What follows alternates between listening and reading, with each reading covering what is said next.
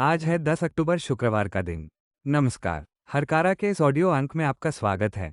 हरकारा लेकर आया है आज के न्यूज़लेटर का पॉडकास्ट, जिसे आपके लिए तैयार किया है निधिश त्यागी के साथ राजेश चतुर्वेदी, गौरव नौरियाल और फलक अफशान ने। जिन खबरों का जिक्र हम यहाँ कर रहे हैं, उनके लिंक्स और विस्तृत जानकारी मूल न्यूज़लेटर में है। सुनिए ऑटोमेटेड आवाज़ में हरकारा यानी हिंदी भाषियों के लिए क्यूरेटेड न्यूज़लेटर। जरूरी खबरें और विश्लेषण, शोर कम, रोशनी ज्यादा। नमस्कार। हरकारा के इस अंक में आपका स्वागत है।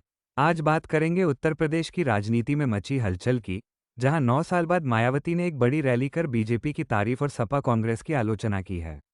उधर भारत के मुख्य न्यायाधीश पर हुए जूते से हमले की प्रधानमंत्री ने निंदा की, लेकिन सोशल मीडिया पर हमलावर को हीरो बताया जा रहा है। बिहार चुनाव को लेकर भी सरगर्मियां तेज हैं, जहां सीटों के बंटवारे पर एनडीए और इंडिया गठबंधन दोनों में खींचतान जारी है। अंतर्राष्ट्रीय खबरों में इजराइल और हमास के बीच गाजा में युद्धविराम पर सहमति बन गई है। और एक दुखद खबर मध्य प्रदेश से है, जहां जहरीले कफ सिर्फ से मरने वाले बच्चों की संख्या 25 हो गई है। इसके अलावा भी देश और दुनिया की कई और अहम खबरें हैं आज के हरकारा में। बहुजन समाज पार्टी यानी बसपा की सुप्रीमो मायावती ने 9 साल के लंबे अंतराल के बाद लखनऊ में एक विशाल रैली करके अपनी जोरदार वापसी का संकेत दिया है। बसपा के संस्थापक काशीराम की पुण्यतिथि पर गुरुवार को उन्होंने अपनी पार्टी को फिर से खड़ा करने का दमखम दिखाया और अपने राजनीतिक तेवर भी साफ कर दिए।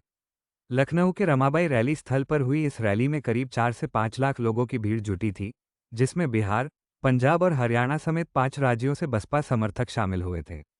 इस भीड़ को संबोधित करते हुए मायावती ने यूपी की योगी आदित्यनाथ सरकार की प्रशंसा की, जबकि समाजवादी पार्टी और कांग्रेस की जमकर आलोचना की। उन्होंने अपने समर्थकों से 2027 में बहुजन समाज पार्टी की सरकार बनाने का आह्वान किया। मौजूदा सरकार के प्रति नर्म रुख अपनाते हुए मायावती ने अपने कार्यकाल के दौरान बनाए गए दलित विचारकों और प्रतीकों के स्मारकों और पार्कों के रखरखाव के लिए योगी आदित्यनाथ सरकार की सराहना की। उन्होंने कहा, मैंने मुख्यमंत्री को पत्र लिखकर आग्रह किया था कि इन जगहों पर आने वाले लोगों से मिलने वाले टिकट की आय का इस्तेमाल उनके रखरखाव के लिए किया जाए। भाजपा सरकार ने सकारात्मक रुख अपनाया और रखरखाव का खर्च वहन किया। इसके लिए मैं उनका धन्यवाद करती हूं। इसके ठीक उलट उन्होंने समाजवादी पार्टी और उसके प्रमुख अखिलेश यादव पर तीखा हमला बोला। मायावती ने उन पर पाखंड और दोहरे मापदंड का आरोप लगाते हुए कहा, जब वे सत्ता में होते हैं तो काशीराम जी और पीडीए यानी पिछड़ा, दलित, अल्पसंख्यक के एजेंडे को भूल जाते हैं, लेकिन सत्ता से बाहर होते ही उन्हें दोनों याद आते हैं। ऐसे दोहरे चरित्र वाले लोगों से दूर रहना चाहिए। मायावती ने आगे कहा कि अगर समाजवादियों ने काशीराम जी का इतना सम्मान किया, तो अलीगढ़ मंडल में जिस जिले का नाम हमने उनके नाम पर रखा था, उसे सपा सरकार ने क्यों बदल दिया? उन्होंने सपा पर काशीराम के नाम पर बनाई गई संस्थाओं और कल्याणकारी योजनाओं को खत्म करने का भी आरोप लगाया और इसे उनकी दलित विरोधी और जातिवादी मानसिकता का सबूत बताया। मायावती ने कांग्रेस को भी नहीं बख्शा और उसे नौटंकी करने वाली पार्टी करार दिया, जिसने हमेशा से दलितों के हितों की अनदेखी की है। आजम खान और नगीना के सांसद चंद्रशेखर आजाद का बिना नाम लिए जिक्र करते हुए मायावती ने किसी भी तरह के गठबंधन की अटकलों को खारिज करने की कोशिश की। उन्होंने बसपा में आजम खान के शामिल होने की अफवाहों को खारिज करते हुए कहा, मैं किसी से छिपकर नहीं मिलती। जब भी मैं किसी से मिलती हूं, खुलेआम मिलती हूं। मायावती के इन आरोपों पर अखिलेश यादव ने भी पलटवार किया है। उन्होंने आरोप लगाया कि बहुजन समाज पार्टी का भाजपा के साथ गुप्त समझौता है और कहा कि मायावती अपने फायदे के लिए उत्पीड़कों के प्रति कृतज्ञ हैं। लखनऊ में एक प्रेस कॉन्फ्रेंस में अखिलेश ने कहा, चूंकि उनकी अंदरूनी मिलीभगत जारी है, इसीलिए वे अपने उत्पीड़कों के प्रति कृतज्ञ हैं। उन्होंने ये भी याद दिलाया कि सपा और मुलायम सिंह यादव ने ही काशीराम को इटावा से सांसद बनने में समर्थन दिया था। ऑल्ट न्यूज़ की एक रिपोर्ट के अनुसार प्रधानमंत्री नरेंद्र मोदी ने भले ही भारत के मुख्य न्यायाधीश यानी सीजेआई बीआर गवई पर हुए हमले की निंदा की हो, लेकिन दक्षिणपंथी सोशल मीडिया पर 71 साल के वकील राकेश किशोर को एक हीरो की तरह पेश किया जा रहा है। राकेश किशोर ने ही 6 अक्टूबर को सीजेआई पर उनकी अदालत में जूता फेंका था। बार काउंसिल ऑफ इंडिया ने किशोर को निलंबित कर दिया है, लेकिन घटना के बाद दिए कई इंटरव्यू में उन्होंने साफ किया है कि उन्हें अपने किए पर कोई पछतावा नहीं है। उन्होंने मीडिया को बताया कि सीजेआई पर उनका हमला खजुराहो मंदिर परिसर में भगवान विष्णु की एक क्षतिग्रस्त मूर्ति को लेकर दायर याचिका पर की गई टिप्पणी की प्रतिक्रिया में था। सीजेआई ने याचिका खारिज करते हुए कहा था, जाओ और देवता से पूछो। घटना के लगभग 10 घंटे बाद प्रधानमंत्री मोदी ने एक्स पर एक पोस्ट में इस हरकत की निंदा की और कहा कि इससे हर भारतीय नाराज हुआ है। हालांकि हिंदुत्व ब्रिगेड ने राकेश किशोर की बहादुरी का जश्न मनाना शुरू कर दिया। इस दौरान उन्होंने सीजेआई गवई पर भी हमला किया और कई पोस्ट में उनकी दलित जाति का जिक्र किया गया। यूट्यूबर अजीत भारती ने एक्स पर एक पोस्ट में कहा कि यह तो बस शुरुआत है। उन्होंने लिखा, ऐसे ही पतित हिंदू विरोधी और कायर जजों का यही हश्र सड़कों पर होगा। अजीत भारती ने एक वीडियो क्लिप भी साझा किया जिसमें सीजेआई गवई की दलित पहचान का बार बार मजाक उड़ाया गया और जातिवादी गालियों का इस्तेमाल किया गया। ये हमला सीजेआई के खिलाफ सोशल मीडिया पर लंबे समय से चल रहे एक नफरती अभियान के बाद हुआ है। अजीत भारती के ही एक पॉडकास्ट में एक मेहमान ने कहा था कि वो चाहता है कि कम से कम एक हिंदू वकील गवई जी का सिर पकड़कर दीवार से जोर से मारे। आलोचकों का कहना है कि इस तरह के नफरती अभियान और हमले के जश्न के बीच प्रधानमंत्री मोदी की प्रतिक्रिया महज एक औपचारिकता बनकर रह जाती है। भारत के मुख्य न्यायाधीश बी.आर. गवई ने गुरुवार को कहा कि 6 अक्टूबर को जब एक वकील ने उन पर जूता फेंकने की कोशिश की तो वो और जस्टिस के विनोद चंद्रन हैरान रह गए थे। लेकिन अब यह मुद्दा एक भूला हुआ अध्याय है। सीजेआई ने ये टिप्पणी उन याचिकाओं की सुनवाई के दौरान की जिनमें केंद्र सरकार को पिछली तारीख से पर्यावरणीय मंजूरी देने से रोकने वाले एक फैसले की समीक्षा की मांग की गई थी। बेंच में शामिल जस्टिस उज्ज्वल भुया ने दोषी वकील के खिलाफ अपनाई गई कार्रवाई पर असहमति जताई और कहा, इस पर मेरे अपने विचार हैं, वह सीजेआई हैं। यह कोई मजाक की बात नहीं है। जस्टिस भुया ने कहा कि यह हमला सर्वोच्च न्यायालय का अपमान था और इस पर उचित कार्रवाई होनी चाहिए थी। सॉलिसिटर जनरल तुषार मेहता ने भी इस हरकत को अक्षम्य बताया। इस बीच सुप्रीम कोर्ट बार एसोसिएशन ने गुरुवार को राकेश किशोर की सदस्यता समाप्त कर दी और उनके काम को गंभीर कदाचार बताया। इससे पहले बार काउंसिल ऑफ इंडिया ने भी किशोर का लाइसेंस निलंबित कर दिया था। सुप्रीम कोर्ट ने गुरुवार को कहा कि बिहार में मतदाता सूची की विशेष गहन समीक्षा यानी स की प्रक्रिया ने भारत के चुनाव आयोग को समझदार बनाया होगा। अदालत ने बिहार की अंतिम मतदाता सूची से हटाए गए 3.66 लाख लोगों को अपील दायर करने में मदद करने के लिए पैरालीगल स्वयंसेवकों और कानूनी सहायता वकीलों को सक्रिय करने का निर्देश दिया। जस्टिस सूर्यकांत ने चुनाव आयोग से कहा, आपने पूरे भारत में स करने का फैसला किया है, इसलिए बिहार के इस अनुभव ने आपको अब समझदार बनाया होगा। इस पर चुनाव आयोग के वकील राकेश द्विवेदी ने जवाब दिया कि जाहिर है चुनाव आयोग ने सीखा है, आलोचनाएं भी मदद करती हैं। याचिकाकर्ताओं ने दावा किया था कि सूची से हटाए गए कई लोगों को कोई व्यक्तिगत सूचना नहीं दी गई थी।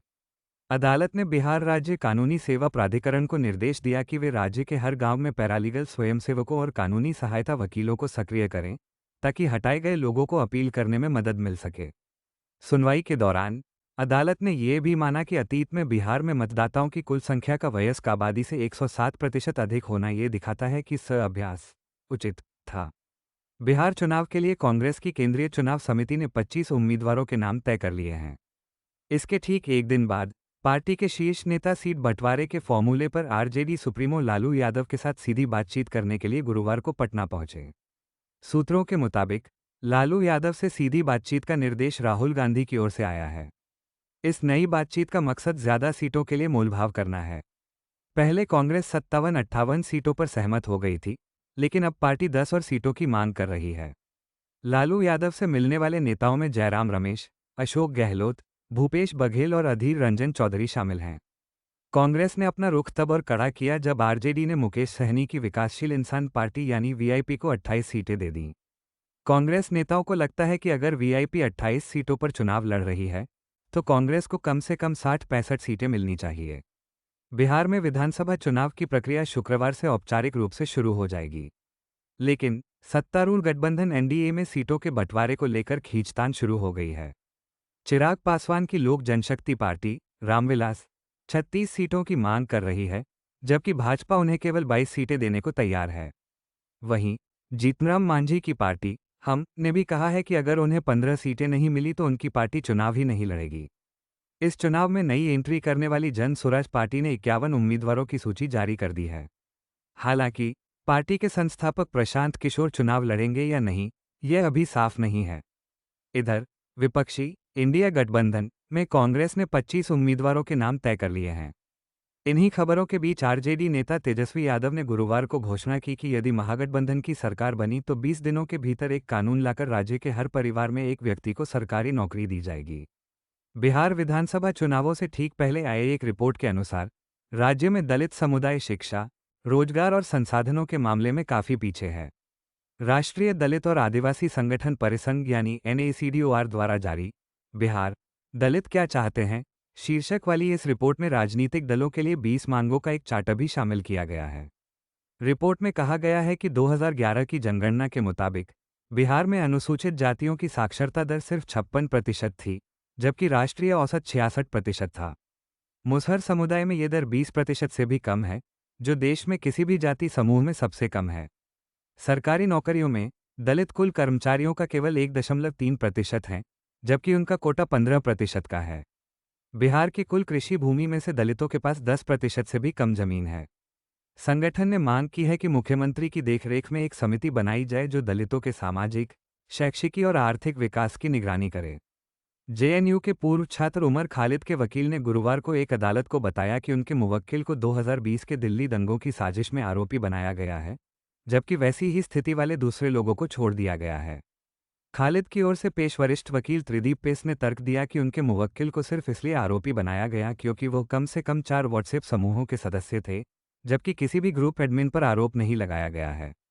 पेस ने कहा, दिल्ली हाईकोर्ट पहले ही कह चुका है कि आप सिर्फ व्हाट्सएप ग्रुप का सदस्य बनकर आरोपी नहीं बन सकते। कोई भी एडमिन आरोपी नहीं है। उन्होंने सवाल उठाया कि Delhi protest support group DPSG WhatsApp group, जो कथित साजिश का शुरुआती बिंदु था, उसे बनाने वाले 2 लोगों को आरोपी क्यों नहीं बनाया गया। अदालत इस मामले की अगली सुनवाई 14 अक्टूबर को करेगी।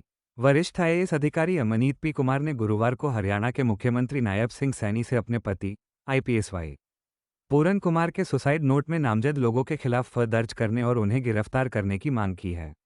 अमनीत ने मुख्यमंत्री को लिखे एक पत्र में अपने पति की मृत्यु के 48 घंटे बाद भी गंभीर अन्याय और प्रशासनिक निष्क्रियता पर दुख जताया। वाई पूरन कुमार के 9 पन्नों के सुसाइड नोट में कथित उत्पीड़न और मानसिक यातना के लिए वरिष्ठ पुलिस अधिकारियों को जिम्मेदार ठहराया गया है। अमनीत ने कहा है कि जब तक कार्रवाई नहीं होती, वो पोस्टमार्टम नहीं कराएंगी। इस बीच कांग्रेस अध्यक्ष मल्लिकार्जुन खड़गे ने आरोप लगाया कि एक दलित IPS अधिकारी की आत्महत्या सत्तारूढ़ भाजपा की मनुवादी व्यवस्था के तहत सामाजिक अन्याय का एक भयावह प्रमाण है। वाई पूरन कुमार ने अपने सुसाइड नोट में लगातार जाति आधारित भेदभाव, मानसिक उत्पीड़न और सार्वजनिक अपमान के लिए 10 IPS और 3 IAS अधिकारियों समेत 13 वरिष्ठ अधिकारियों को नामजद किया था। मध्य प्रदेश में जहरीले कफ सिरप से अब तक 25 बच्चों की मौत हो चुकी है। इस मामले में मध्य प्रदेश पुलिस की SIT टीम ने बुधवार रात चेन्नई में कोल्ड्रिफ सिरप बनाने वाली कंपनी श्रीसन फार्मा के डायरेक्टर गोविंदन रंगनाथन को गिरफ्तार कर लिया है। इस बीच केंद्र सरकार ने देशभर में सिरप बनाने वाली फार्मा कंपनियों की जांच और सैंपल टेस्टिंग करने का फैसला किया है। केंद्रीय औषधि मानक नियंत्रण संगठन यानी CDSCO ने विश्व स्वास्थ्य संगठन को बताया है कि 3 सिरप कोल्ड्रिफ, रेस्पिफ्रेश TR और रिलाइफ पर प्रतिबंध लगा दिया गया है। मध्य प्रदेश के मुख्यमंत्री मोहन यादव ने आरोप लगाया है कि तमिलनाडु के अधिकारी जांच में सहयोग नहीं कर रहे हैं। इस मामले की CBI जांच की मांग वाली याचिका पर सुप्रीम कोर्ट शुक्रवार 10 अक्टूबर को सुनवाई करेगा। दिल्ली की एक अदालत ने 4 पत्रकारों के खिलाफ अदानी समूह के पक्ष में दिए गए एकतरफा गैग ऑर्डर को हटा दिया है, जिसे प्रेस की स्वतंत्रता के लिए एक महत्वपूर्ण जीत माना जा रहा है। 6 सितंबर को दिल्ली की एक सिविल कोर्ट ने अदानी एंटरप्राइजेस के पक्ष में एकतरफा निषेधाज्ञा जारी की थी। इस आदेश ने पत्रकारों का पक्ष सुने बिना ही उन्हें अदानी समूह के खिलाफ असत्यापित और मानहानिकारक रिपोर्ट प्रकाशित करने से रोक दिया था। इसे भारत में मुक्त प्रेस को चुप कराने के लिए एक रणनीतिक मुकदमे के तौर पर देखा गया। हालांकि पत्रकारों ने इस आदेश को चुनौती दी। 18 सितंबर को दिल्ली की रोहिणी कोर्ट के जिला न्यायाधीश आशीष अग्रवाल ने इस एकतरफा आदेश को ये कहते हुए हटा दिया कि यह प्राकृतिक न्याय के सिद्धांतों का उल्लंघन करता है, क्योंकि पत्रकारों को सुनवाई का मौका ही नहीं दिया गया था। अदालत का यह फैसला इस बात पर जोर देता है कि कानूनी तरीकों का इस्तेमाल आलोचनात्मक पत्रकारिता को चुप कराने के लिए हथियार के रूप में नहीं किया जाना चाहिए। इजराइल और फिलिस्तीनी समूह हमास ने गुरुवार को युद्धविराम और बंधकों की रिहाई के एक समझौते पर हस्ताक्षर किए हैं। यह अमेरिकी राष्ट्रपति डोनाल्ड ट्रंप की गाजा में 2 साल के युद्ध को समाप्त करने की पहल का पहला चरण है। इस समझौते के तहत लड़ाई बंद हो जाएगी, इजराइल गाजा से आंशिक रूप से हटेगा और हमास इजराइल की जेलों में बंद सैकड़ों फिलिस्तीनी कैदियों के बदले में अपने सभी बंधकों को रिहा कर देगा। गाजा में भोजन और चिकित्सा सहायता ले जाने वाले ट्रकों को भी प्रवेश की अनुमति दी जाएगी। एक इजरायली सरकारी प्रवक्ता ने कहा कि सरकार की मंजूरी के 24 घंटे के भीतर युद्धविराम लागू हो जाएगा। इसके बाद 72 घंटों के भीतर बंधकों को मुक्त कर दिया जाएगा। भारत ने अफगानिस्तान के तालिबान शासन के साथ अपना संपर्क बढ़ा दिया है। तालिबान के कार्यवाहक विदेश मंत्री अमीर खान मुत्की दिल्ली के दौरे पर हैं। ये भारत की विदेश नीति में एक महत्वपूर्ण मोड़ है, क्योंकि नई दिल्ली ने अभी तक तालिबान शासित अफगानिस्तान को आधिकारिक मान्यता नहीं दी है। बदलती भू राजनीतिक स्थितियों और भारत के सुरक्षा हितों ने इस रास्ते को जरूरी बना दिया है। पाकिस्तान, जो कभी तालिबान का सहयोगी था, अब एक विरोधी बन गया है। वहीं चीन तालिबान के साथ राजदूतों का आदान प्रदान करके अफगानिस्तान में अपनी पैठ बना रहा है। ऐसे में भारत इस निष्कर्ष पर पहुंचा है कि तालिबान के साथ आधिकारिक जुड़ाव के स्तर को बढ़ाने का ये सही समय है, वरना वो अफगानिस्तान में वर्षों के अपने निवेश को खो देगा। साल 2025 के लिए साहित्य का नोबेल पुरस्कार हंगरी के लेखक लास्लो क्रास्नाहोकाई को दिया गया है। स्वीडिश अकादमी ने 71 वर्षीय लेखक के सम्मोहक और दूरदर्शी काम का हवाला दिया, जो प्रलयंकारी आतंक के बीच कला की शक्ति की पुष्टि करता है। क्रास्नाहोकाई अपने डायस्टोपियन यानी निराशावादी और उदासी भरे उपन्यासों के लिए जाने जाते हैं। उन्हें अक्सर पोस्टमॉडर्न लेखक कहा जाता है और वे अपने लंबे, घुमावदार वाक्यों के लिए जाने जाते हैं। समीक्षकों ने उनकी तुलना गोगोल और काफका जैसे लेखकों से की है। क्रास्नाहोकाई को दिसंबर में स्टॉकहोम में ये पुरस्कार दिया जाएगा। आज के लिए बस इतना ही। हरकारा के इस अंक पर आपकी क्या राय है, हमें ज़रूर बताएं। आपसे फिर मुलाकात होगी अगले अंक में। हरकारा को आप सबस्टैक के अलावा WhatsApp, LinkedIn, Instagram, Facebook, YouTube, Spotify, x और ब्लू स्काई पर भी पा सकते हैं। सुनते रहिए हरकारा, शोर कम, रोशनी ज्यादा। जीते हैं यहाँ दुनिया को धोखा देकर। आज की ताजा खबर, आज की ताजा खबर, आज की ताजा खबर। आओ काका जी इधर, आओ मामा जी इधर, सुनो दुनिया।